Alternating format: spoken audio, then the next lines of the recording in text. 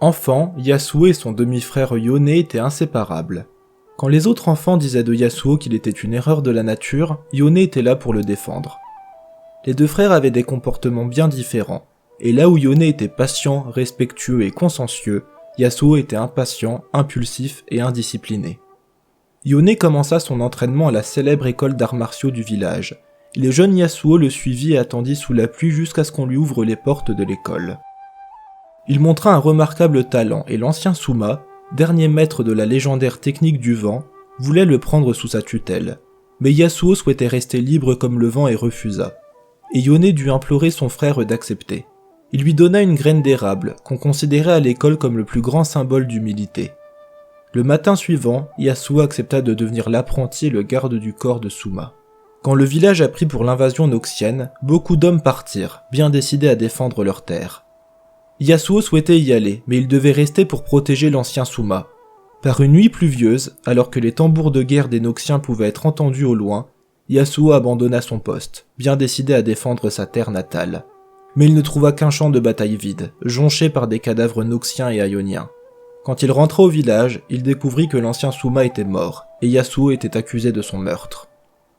Il prit la fuite, conscient que le véritable meurtrier risquait de s'en sortir s'il n'agissait pas.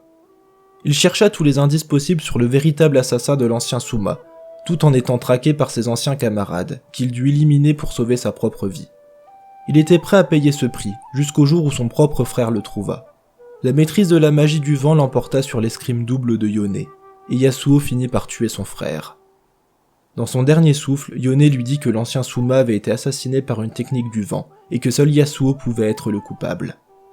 Yasuo s'enfuit dans les montagnes, tentant de noyer son chagrin dans l'alcool.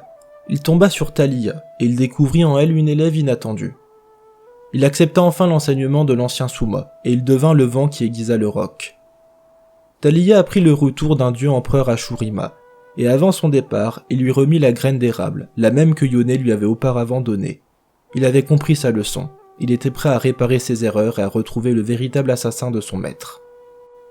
Il finit par apprendre que la mort de l'ancien Suma était un accident. Il avait tenté d'aider Riven, une Noxienne en exil. Utilisant la puissance de la technique du vent, il avait tenté de briser la lame runique de Riven pour l'aider, mais un fragment de la lame s'était figé dans sa nuque, le tuant sur le coup. Pourtant, Yasuo ne parvenait pas à se pardonner. S'il avait été là, il aurait pu protéger l'ancien Suma. S'il avait été là, Yone serait encore en vie. Il finit par se rendre au festival de la fleur spirituelle à Welle. Les fleurs qui poussent là-bas permettent de parler avec les morts, et Yasuo espérait y trouver son frère. Mais il y trouva tout autre chose. Il fut attaqué par un Azakana et sauvé in extremis par un voyageur masqué. Il y reconnut son frère Yone, revenu d'entre les morts. Ensemble, ils scellèrent l'Azakana. Yasuo s'attendait à ce que son frère soit venu prendre sa revanche, mais il reçut à la place une amère bénédiction. N'ayant plus aucune raison de rester à Ionia, Yasuo est devenu le garde du corps d'Ari, et ensemble ils se dirigent à Bilgewater, car la Vastaya semble chercher quelque chose de bien précis dans ce port sans foi ni loi.